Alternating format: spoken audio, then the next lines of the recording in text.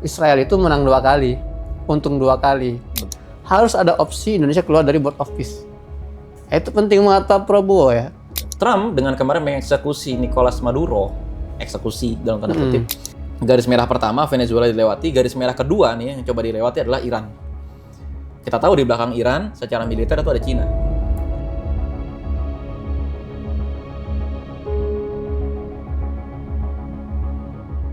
Semakin panas masalah board of peace, suara-suara mulai kita dengar dari para influencer, para politisi, antara yang pro dan kontra, bicara masalah masa depan Gaza dan Palestina, namun dibahas oleh para penjahat. Nah itu narasinya Ustaz Freak Show ya.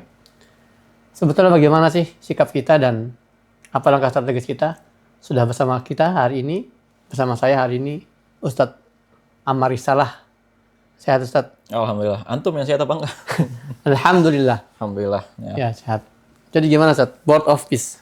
Oke, pertama, jadi saya sengaja nih datang ke rumah antum gitu ya. Kita mau ngumpulin narasi, balik lagi mau pro maupun kontra, dua-duanya sama. Dua-duanya itu menginginkan kemerdekaan Palestina. Ya. Cuma dengan caranya masing-masing. Dan saat ini dua-duanya sama, dua-duanya itu menggunakan cara diplomasi. Cuman beda pendapat nih, gitu kan. Board of Peace ini bagus nggak sih? Kalau pertama, kalau ada. Yang kedua, kalau ada Indonesia ikut apa nggak? Gitu loh. Nah, jadi kita inventarisasi dulu masalahnya apa, ditarik dari mana, baru nanti kemudian setelah teman-teman baca atau lihat video ini, silakan simpulkan sendiri. Kita tidak ingin mendikte, terutama saya pribadi juga nggak ingin teman-teman terpecah belah. Kita semua pro dengan kemerdekaan Palestina, kita semua, dan saya juga terutama mengimbau agar kita jangan jadi orang yang mengacaukan kondisi kenegaraan kita, karena kita tahu kejadian di Venezuela, kejadian di Iran, itu musuh menggunakan third party, pihak ketiga yang anti dengan pemerintah lokal, dipanasin, lalu kemudian terjadilah kudeta, atau ada yang masuk kekuatan asing, dan kekuatan asing ini digadang-gadang sebagai pahlawan dan seterusnya. Kita tidak menginginkan itu. Ya. Itulah yang paling buruk, dan itulah yang skenario yang paling diinginkan oleh musuh-musuh kita. Intinya kita mau teman-teman fair ya. Kalau bicara masalah pandangan, kemudian kecenderungan, kecondongan, it's okay. Tapi jangan serang personal. Nah, Itu karena sekarang banyak yang mengkritik pemerintah lalu menyerang personal Pak Prabowo-nya. nah itu. Dan di satu sisi banyak yang pro terhadap pemerintah dan menyerang tokoh-tokoh oposisi secara personal. Misalnya Ustaz Freak Show misalnya kan. Iya, jadi bawa etnis. Bawa etnisnya atau bawa latar belakangnya atau ideologinya apapun itu ya. Nah, jadi ini jangan sampai ya, saya dalam konten sebelumnya mengatakan jangan sampai nanti Israel itu menang 2 kali, untung 2 kali. Betul. Satu, dia berhasil misalnya membuat drama Board of Peace ini ya, Dewan Perdamaian yang perdamaiannya harus dipertanyakan. Kedua, dia juga berhasil memecah suara kita antara pemerintah dan masyarakat. Betul. Kita perlu menunjukkan kepada mereka, masyarakat Indonesia tidak sebodoh itu untuk bisa kalian robek-robek, bisa kalian apa istilahnya ombang-ambingkan ya, dan kalian provokasi. Teman-teman setuju kan? Kita nggak sebodoh itu kan? Kita tidak sepanas itulah, nggak sepanasan itu. Nah, Ya. gitu ya, nggak sepanasan itu. Cuman kalau misalnya kita, kita runut ya, kronologinya, Pertama, tanggal 10 Oktober 2025, kita sepakat gencatan senjata. Kita, maksudnya orang Palestina, para pejuang Palestina itu sepakat dengan gencatan senjata. Salah satu ketetapannya adalah akan ada 3 fase. Ya. Fase pertama pertukaran tawanan. Ketika pertukaran tawanan sudah selesai, yang dinyatakan dengan kemarin tawanan terakhir dari Gaza itu sudah dilepaskan, masuklah ke fase kedua. Nah, fase kedua ini meliputi masuknya bantuan kemanusiaan dan dibentuknya komite transisi. Karena ada terminologi komite transisi ini, maka sebagai penjelas dari pasal gencatan senjata ini, Gerakan H itu bersedia menyerahkan pemerintahan Gaza kepada pemerintahan teknokrat, gabungan dari semua faksi, tapi pemerintahannya itu bukan orang-orang partai politik. Itu yang pertama. Tapi kemudian ada nggak dealnya adalah Amerika Serikat dan penjajah itu menginginkan akan adanya pelucutan senjata. Tapi Gerakan H dan 14 faksi pejuang lain mengatakan kami memiliki hak untuk melawan. Yang pertama, dan yang kedua, Gerakan H kemudian menjelaskan lagi bahwa kami hanya mau menyerahkan senjata kami kepada Tentara Nasional Palestina yang akan diusahakan untuk dibentuk. Nah, disinilah berarti secara prinsipil sebetulnya bisa kita katakan gerakan HAI itu sudah menyetujui adanya pemerintah transisi, komite transisi yang kemudian namanya diubah menjadi Board of Peace yang sebetulnya sudah dibahas sejak Oktober 2025. Di Sharm El-Sheikh itu ya? Ya, di Sharm El-Sheikh. Cuman kita telat panas nih. Kita telat panas karena balik lagi, ya kita harus saling mengkoreksi ya. Memang narasi-narasi kita sejauh ini masih fokus kepada korban, fokus kepada kasihan, fokus kepada dinamika lapangan, bukan fokus kepada dinamika diplomasi yang sesungguhnya perang itu paling panas itu di situ. Iya. Itu. Jadi pertempuran yang terjadi di Gaza ini tidak hanya pertempuran militer, tapi juga di atas meja perundingan ya. Betul. Itu panas banget sekarang. Dan setiap keputusan-keputusan yang diambil oleh para negosiator gerakan HAI itu pun bisa berdampak pada nyawa-nyawa yang ada di Gaza. Makanya nggak sesimpel itu. Gitu teman-teman. Dan Board of Peace ini juga sebetulnya pengejauhan dari salah satu poin yang 20 itu ya, 20 poin dari ketika Trump. Donald Trump itu. Namun begini Ustaz Amar. Saya melihat video hari ini, videonya Pak Dino Patijalal. Ya. Bagus sekali dia membahas tentang 4 lampu kuning dan 6 masukan untuk Pak Prabowo, dan diantaranya yang saya ekstrak dari kata-kata beliau itu, ini bukan Board of Peace sebetulnya, tapi Board of Trump gitu. Karena Trump ini di sini menunjukkan sekali sifat narsisnya kan. Dia menguasai semuanya, dia yang menentukan siapa yang boleh masuk, siapa yang nggak boleh masuk. Bahkan dia tidak menyentuh tentang seberapa lama dia akan menjabat sebagai chairman itu ya. Artinya benar-benar ini semua seperti proyek pribadi, dan Indonesia, negara sebesar ini, dia khawatirkan gitu ya masuk ke dalam permainan ini, yang ini sebetulnya nggak ada legitimasi juga kan. Itu adalah komentar para petinggi-petinggi Eropa kan. Board of Peace ini nggak ada legitimasinya karena masih ada PBB yang harusnya sebetulnya digunakan untuk menyelesaikan masalah ini. Gimana menurut antum? Nah, ini juga yang sebetulnya puzzle-nya harus kita lihat ya. Trump itu kebijakan unik. Dia menyatakan memang akan mengabaikan semua aturan di dunia ini gitu loh. Kenapa? Karena Trump dan partainya itu berpikir selama ini PBB atau organisasi-organisasi tingkat dunia yang selama ini ada Amerika di sana itu menggerogoti keuangan Amerika Serikat. Hari ini banget, Antonio Guterres itu bilang keuangan PBB tanpa Amerika bertahan sampai bulan Juni. Antum baca berita itu kan tadi kan? Iya. Artinya apa? Trump itu sadar banget dunia ini gue yang megang. Iya. Ya kan, itu yang pertama. Terus yang kedua, Trump dengan kemarin mengeksekusi Nicolas Maduro, eksekusi dalam tanda kutip, lagi ngetes sebenarnya kekuatan kiri yang diwakili oleh Venezuela, Cina dan lain-lain sebagainya sekuat apa sih? Ternyata tidak memberikan perlawanan yang berarti.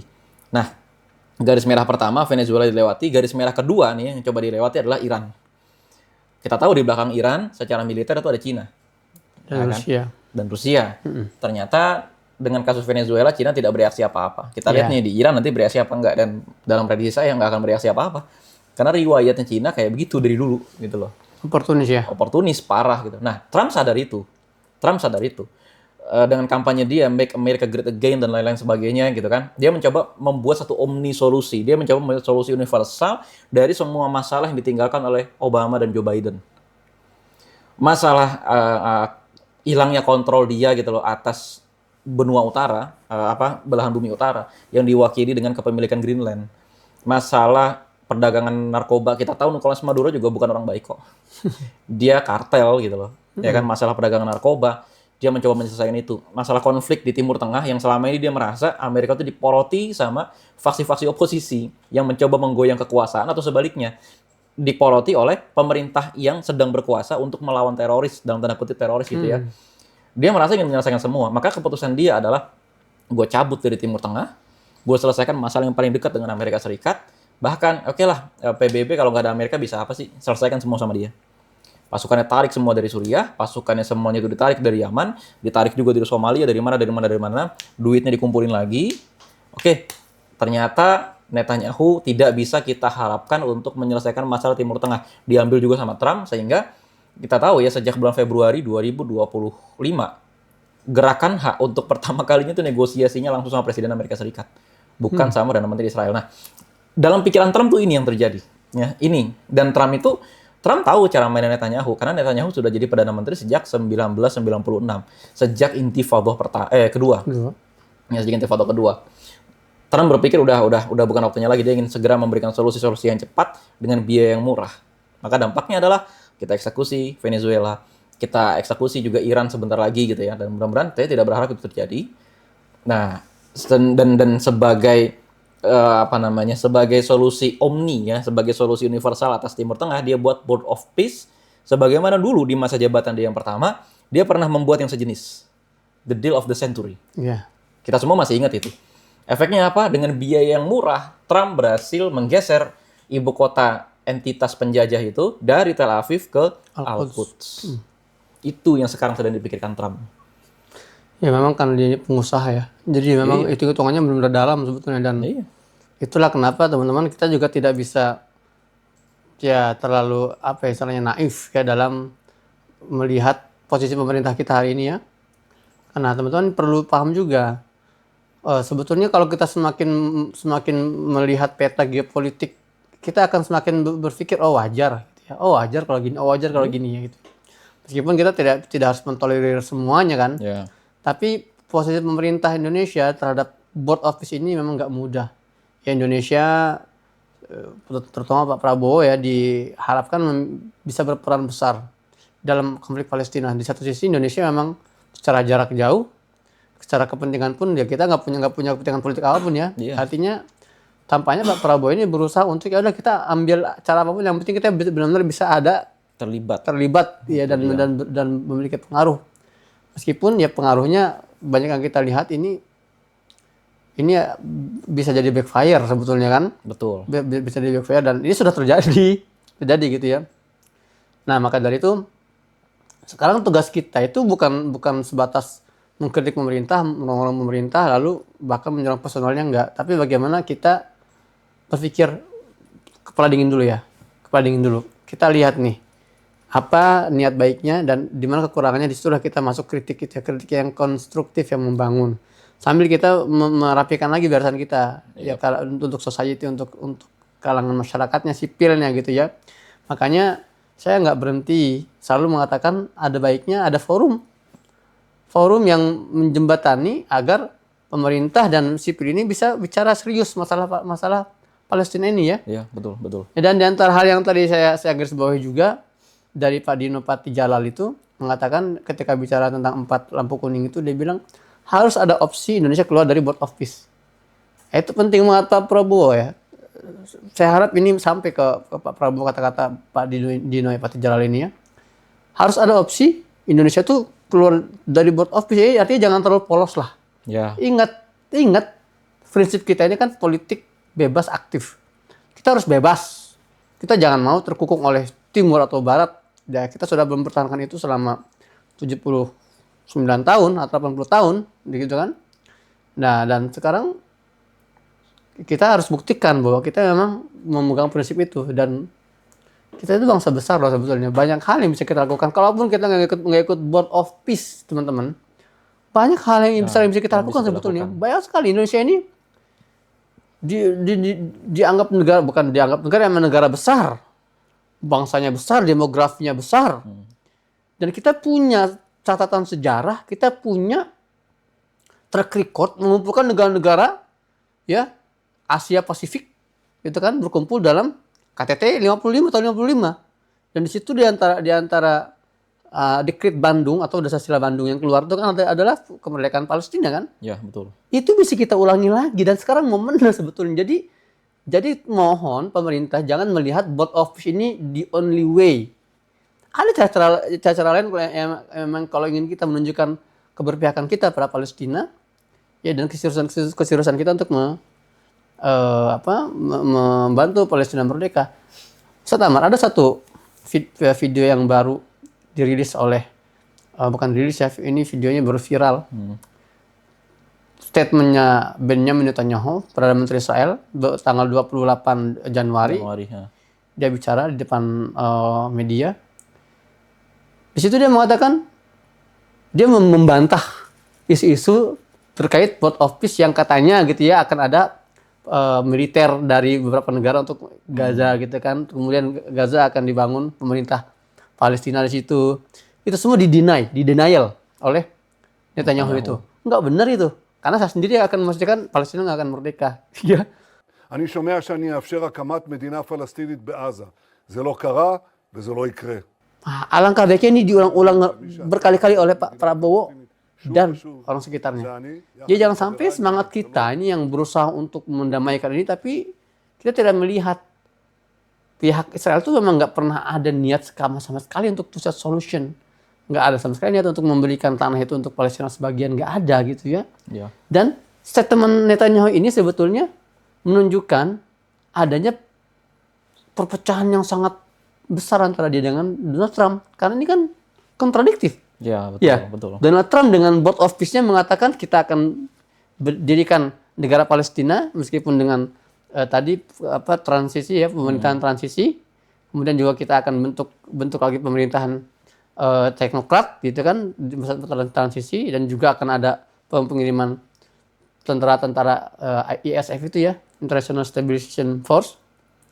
Ini kan dua statementnya beradu, yang berlawanan gitu ya. Gimana menurut antum, Sat? Ya itu kan gejala itu sudah kita lihat ketika gerakan hak itu kok negosiasinya tuh langsung sama Biden gitu loh. Sama Amerika lah gitu kan. Nah, setelah Biden ganti kan langsung sama Trump. Kok udah nggak lagi lewat Netanyahu. Lewat Netanyahu. Tadinya kan dengan kepala Mossad gitu kan, dengan menteri-menterinya penjajah itu. Steve Witkoff dan sebagainya. Witkoff dan lain-lain. Tapi kok ini tiba-tiba langsung negosiasi, dan sampai Trump sendiri mengatakan mereka ini adalah negosiator yang cerdik gitu kan. Cerdik itu artinya begini. Oke, mungkin gerakan hak kehilangan cengkeramannya atas Gaza. Akan tetapi sebagai tukerannya adalah negara Palestina yang baru akan dibentuk dengan jaminan adanya Tentara Nasional Palestina. Dan dengan adanya pasukan internasional yang bahkan dan menurut saya gitu, ini pribadi dan mungkin teman-teman yang lebih paham hukum internasional silakan meluruskan. Justru dengan hadirnya ISF, ini akan lebih kuat daripada kontingen pasukan internasional PBB. Karena kita tahu, pasukan internasional PBB termasuk juga TNI kita bergabung di sana. Di beberapa negara itu kurang efektif. Bahkan di puncak perang antara Lebanon Selatan, antara gerakan Hizbullah dengan penjajah waktu itu, malah tentara internasional ini diserang juga. Dengan hadirnya tentara internasional yang merupakan gabungan dari berbagai negara di bawah bendera baru yang bukan PBB. Di sana ada Turki, ada yang mau masuk ke Bangladesh gitu ya, ada Indonesia, pokoknya ada beberapa negara di sana. Azerbaijan juga termasuk, Saudi, Uni Emirat Arab juga mau masuk di sana. Ini justru sebenarnya lebih bisa menjamin agar si penjajah ini tidak menyerang ke dalam. Di satu sisi begitu. Tapi di satu sisi, ini nggak bisa diterima begitu saja kalau tidak ada jaminan bahwa senjatanya orang Palestina tidak dilucuti. Nah, model ini pernah saya amati di Lebanon dan saya amati juga di Suriah. Di Suriah dan Lebanon itu pernah sama-sama perang saudara. Pernah juga diserang oleh penjajah. Ya, baik itu Inggris, Perancis, Israel juga termasuk gitu ya. Ketika ada pasal gencatan senjata dan salah satu pasal yang menyebutkan adanya pelucutan senjata, saat itu juga para pejuang mereka itu memasukkan pasal kami akan menyerahkan senjata kami kepada pemerintah, kepada tentara nasional. Nah, kalau opsi ini ada di Palestina, ini merupakan setengah dari kemenangan. Ya, betul. Artinya tentara nasional, artinya pembentukan negara Palestina sendiri kan? Betul. Ya, bagus. Ya, jadi memang kita lihat aja nih episode selanjutnya. Nah, ya terkait masa depan Gaza ini. Memang kalau kita melihat, kita flashback ya, 2 tahun ke belakang, warga Palestina itu kalau sudah punya prinsip, gak akan mereka lepaskan. Gitu ya. Orang Syam sih secara umum ya. Secara umum ya, seorang Syam. Sebaliknya, pihak penjajah ini, ya, dia dipaksa untuk akhirnya mengiyakan, meng-ACC, gitu ya, prinsip orang Palestina, meskipun dari awal-awal mereka mengatakan, oh enggak, kita punya prinsip sendiri gitu ya. Ya, saya ingatkan deh bagaimana dulu itu para pejuang Gaza dari hari pertama sudah memberikan ultimatum kepada Amerika dan Israel, kalau kalian mau tentara Israel ini bebas, maka ya kita bertukar. Iya, kita berundingan. Itu kan di denial, itu kan dibantah oleh penjajah kan, enggak akan ada pertukaran, kita akan bebaskan dengan cara militer, bla bla bla bla. Ya akhirnya yang terjadi kan adalah pertukaran lewat perundingannya. Hal ini pun sama ketika para pejuang Gaza mengatakan kita akan siap menyerahkan senjata kita tapi nggak ke penjajah, tapi kita akan serahkan senjata kita ke pemerintah Palestina yang diakui gitu ya. Itu dia, yang baru nanti. Yang baru, dan kalau kita melihat lagi-lagi track record Itu yang akan terjadi. Itu yang akan terjadi. Meskipun itu akan berusaha dirusak ya oleh Zionis, tapi ya wa yamkurullah wallahu khairul makirin gitu ya. Bahwa para pejuang Gaza mungkin tidak memiliki koalisi sebagaimana Israel dengan segala relasi dan negara-negara besarnya, tapi para pejuang Gaza, warga Gaza punya Tuhan alam semesta, ya itu yang tidak akan bisa akan menjadi bargaining terkuat warga Gaza, dan itulah kenapa warga Gaza itu merasa board of peace ini pun nggak terlalu bermasalah bagi mereka, gitu kan? Warga Gaza nggak terlalu berisik loh, nggak seberisik kita ya. Kenapa? Karena mereka tahu ini bukan pertama kali. Bahkan 8 tahun lalu ketika saya ngisi kajian Musa'ad Al-Hidayat, saya sampaikan itu semua masalah Gaza ini ditawari untuk dijadikan Singapura. Gaza ini ditawari dibangunkan pelabuhan tercanggih, bandara terhebat. Itu sudah sejak 1 dekade yang lalu ditawaran itu berlaku gitu kan. Nah, meskipun baru hari ini terrealisasinya, itu pun juga belum terrealisasi, baru sekedar wacana gitu ya. Iya. Artinya warga Gaza pahamlah kemegahan itu tidak akan membuat mereka terlena dan nggak akan bisa membuat mereka harus melepaskan prinsip-prinsip dasar yang mereka perjuangkan. 1, kemerdekaan Palestina sebagai negara yang utuh. 2, kembalinya para pengungsi Palestina harus kembali ke wilayah rumah-rumah mereka ya. 3, pengakuan dunia internasional. Kalau kita melihat memang ini prinsip yang selalu dipegang dan itu mungkin akan terjadi. Ya, Ustadz Amar, terakhir Ustadz, sikap apa yang harus kita para masyarakat Indonesia tunjukkan, Ustadz? Gini ya, tadi di belakang layar kita diskusi bahwa bahasan kita soal Palestina mulai menurun. Saya nggak hanya bicara media sosial, saya juga bicara soal masjid, saya juga bicara soal di sekolah-sekolah dan lain sebagainya gitu loh. Aksi, it's okay, mungkin cuaca buruk, bencana dan lain sebagainya, mungkin kita nggak bisa melakukan itu saat ini. Tapi bahasan ini mulai menurun. Itu yang pertama yang saya garis bawahi, bahwa kok kita kayaknya mulai capek dan lupa tentang bukan hanya soal Gaza, tapi soal Baitul Maqdis, soal Palestina, soal Bumi Syam. Ayo dong, bahas lagi gitu loh. Ayo dong bahas lagi, dan bahasan itu janganlah dipolitisasi untuk anti pemerintah atau jadi bempernya pemerintah. Jangan kayak gitu loh. Jangan sampai kemudian bahasan Palestina ini diubah menjadi bahasan untuk akhirnya gitu ya memburukan satu pihak dan membela satu pihak yang sebenarnya sama-sama dua-duanya ini pro Palestina. Itu yang saya hindari saat ini. Makanya kalau teman-teman, saya tuh sempat ada yang DM, Bang, kok masih aja ngebela pemerintah padahal pemerintah sudah pro Zionis itu. Sekarang saya tanya gitu kan, sejak kapan Prabowo itu pro Zionis gitu loh? Nggak pernah. Hanya saja memang kita harus berdamai dengan dunia nyata. Kita harus berdamai dengan ruang dan waktu. Sebagaimana kita tahu gerakan H pada saat adanya Syekh Ahmad Yasin dan Dr. Abdul Aziz Ar-Rantisi rahimahumullah masih hidup, mengharamkan demokrasi. Kalaupun tidak mengharamkan, mereka tidak mau terlibat dalam pemilu. Tapi segera setelah mereka syahid, ada Syekh Ismail Haniyah rahimahullah, tiba-tiba ikut pemilu. Menang pula gitu kan. Mereka berinteraksi dengan waqi'iyah itu. Mereka berinteraksi dengan kenyataan. Beradaptasi. Interaksi itu menghasilkan adaptasi, dan adaptasi itu kita lihat, kita tahu gitu, menjadi Gaza yang hari ini. Menjadi Palestina yang hari ini. Iya. Jadi teman-teman, ada yang namanya dinamika. Ya, dinamika geopolitik itu yang harus kita pahami juga ya. Sekarang tugas kita adalah bagaimana mengawal agar pemerintah ini ya harus konsisten terhadap statement-statement politiknya. Ingat Pak Prabowo mengatakan kita siap untuk berdamai dengan Israel kalau ada kalaunya tuh. Jadi fokus di situ tuh. Kalau Israel siap untuk memberikan kemerdekaan untuk Palestina gitu ya. Nah, maka kata-kata setelah kalau inilah yang harus kita kawal. Itu perlu konsistensi. Betul. Ya, jangan sampai teman-teman kemarahan kita hanya berujung pada kritik-kritik pedas kita di kolom komentar. Kalau pada akhirnya aksi terbaik kita hanyalah kritik di medsos, ya mungkin kita nggak seserius itu memperjuangkan Palestina. Mungkin kita nggak sepaham itu tentang substansi dari perjuangan ini gitu ya. Maka kemarahan kita tuh harus tertuang dalam dalam pergerakan offline. ya kita lebih banyak mengedukasi diri kita, lebih memahami masalah Palestina, lebih banyak membaca literasi, ya kita jadikan ini momen diskusi-diskusi seluas-luasnya. Dan ini momen sekali lagi teman-teman untuk kita mengedukasi sesama kita. Ya, kita sudah terlalu lama tertidur masalah Palestina ini ya. Ceasefire atau kesepakatan gencatan senjata itu adalah momen perdamaian sementara untuk warga Palestina, bukan untuk kita. Yap.